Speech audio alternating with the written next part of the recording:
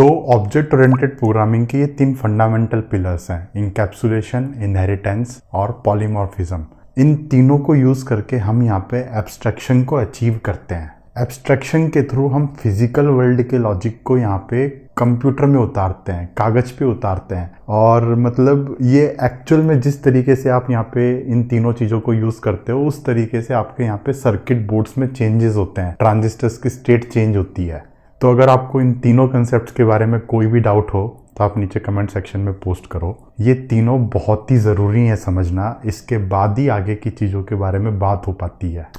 तो अब इसके बाद क्या है, तो इसके बाद ना एक सिंपल सा जावा प्रोग्राम लिखते हैं और उसको रन करके देखते हैं। जैसे कि मैंने आपको बताया, प्रोग्राम को लिखने के लिए हमारे पास कुछ कीवर्ड्स होते हैं और उसको मैं यहाँ पे फ़िलहाल के लिए एक सिंपल सी टेक्स्ट फाइल में मैंने यहाँ पे कोड लिखा हुआ है। अब यहाँ पे जो मैंने प्रोग्राम लिखा है, प्रोग्राम के अंदर एक्चुअल में क्या क्या लिखा हुआ है मैंने एक बार ज़रा लाइन बाय लाइन देख लेते हैं। सबसे पहले मैंने यहाँ पे जो सबसे पहली 3-4 लाइनें लिखी हैं उसको हम बोलते हैं कमेंट्स। कमेंट्स मतलब कि ये कुछ ऐसा टेक्स्ट होता है जिसको हमारा कंपाइलर कम्प्लीटली इग्नोर कर देता है। ये सिर्फ हमारे समझने के लिए है। यहाँ पे जैसे मैंने कमेंट लिखा हुआ है, इंग्लिश में लिखा हुआ है। आप यहाँ पे किसी भी लैंग्वेज में कमेंट लिख सकते हो, इंग्लिश में लिख सकते हो, हिंदी में लिख सकते हो। कंपाइलर को इस कमेंट से कोई मतलब नहीं है। ये कमेंट होता है, जैसे अगर मैं कोड करता हूँ तो मेरे कोड को कोई दूसरा बंदा पढ़ेगा तो उसको समझ में आ जाएगा कि मैंने ऐसा कोड क्यों किया है, लॉजिक क्यों मैंने ऐसा लिखा है। इसके लिए कमेंट करना बहुत ज़रूरी होता है ताकि आप एक दूसरे को कोड को समझ पाओ।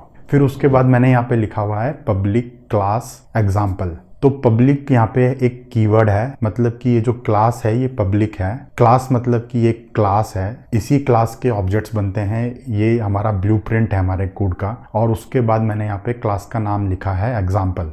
इसके बाद मैंने यहाँ पे ब्रैकेट को ओपन किया है और ये जो करली ब्रेसेस को मैं यूज़ कर रहा हूँ, ये करली ब्रेसेस का एक एंड भी है। यहाँ पे सबसे नीचे ये क्लास यहाँ पे शुरू हुई है और सबसे नीचे क्लास एंड हुई है। तो इस ब्रैकेट के अंदर जो भी कोड लिखा हुआ है वो इस क्लास का ही है। जावा के अंदर हम ब्रैकेट्स को यूज़ करते हैं, बाकी लैंग्वेजेस में ब्रैकेट्स वगैरह यूज़ नहीं होते। जैसे कि पाइथन के अंदर आपको ब्रेसेस लगाने की बिल्कुल ज़रूरत नहीं है, जावा के अंदर ज़रूरत है। क्योंकि इस तरीके से ना आप समझ सकते हो कि ये वाला ब्लॉक बन गया, फिर ये वाला ब्लॉक बन गया, फिर ये वाला ब्लॉक बन गया। फिर इसके बाद क्लास शुरू होती है और क्लास के अंदर एक ही मेथड है, पब्लिक स्टैटिक वॉइड मेन।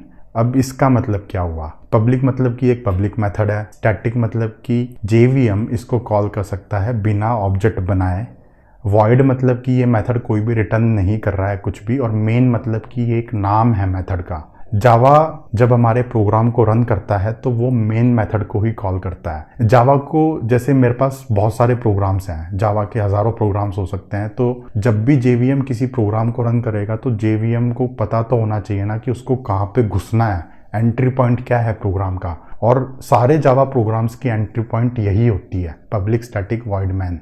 इसके बाद मेन मेथड की बॉडी चालू होती है और अगेन वहाँ पे मैंने ब्रेसेस लगा रखे हैं और ये ब्रेसेस वही हैं कि ये एक अलग ब्लॉक ऑफ कोड है। इसके अंदर जो भी कोड लिखा है ये एक इंडिविजुअल एंटिटी की तरह काम करेगा।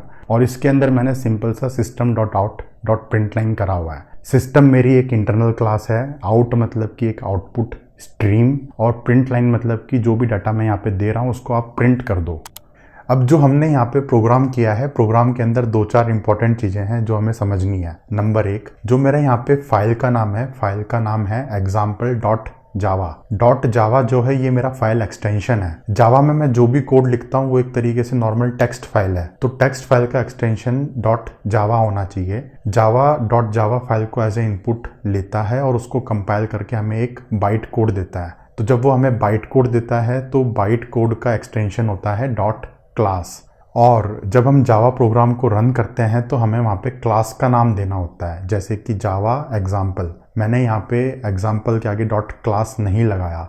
जावा अपने आप ही एज्यूम कर लेता है कि ये एक क्लास का नाम है और इस क्लास के नाम के अंदर वो एक मेन मेथड को सर्च करता है और मेन मेथड को कॉल कर देता है।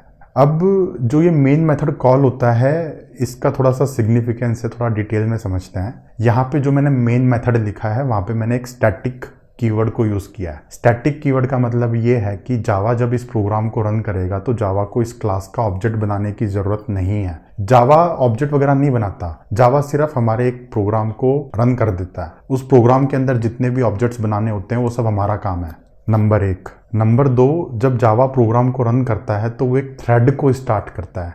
थ्रेड जैसे कि मैंने आपको बताया था एक सिंगल चेन ऑफ एग्जीक्यूशन होती है, यहाँ से हमारा प्रोग्राम चलना स्टार्ट हो जाता है और जो यहाँ पे थ्रेड रन होता है उस थ्रेड का नाम होता है मेन थ्रेड। हमेशा मेन थ्रेड ही आपका थ्रेड का नाम होगा जब भी जावा प्रोग्राम रन होगा। उस थ्रेड के अंदर हम अलग से थ्रेड बना सकते हैं, 50-100 कितने भी थ्रेड बना सकते हैं, वो अलग मुद्दा है। इंपॉर्टेंट चीज़ ये है कि जब जावा रन करता है तो वो एक ही थ्रेड बनाता है, उस थ्रेड का नाम होता है मेन थ्रेड। वो आपकी सिंगल चेन ऑफ एग्जीक्यूशन होती है जो आपके प्रोसेसर पे जाके एग्जीक्यूट होता है और ये जो मेन मेथड होता है ये हमेशा स्टैटिक होता है।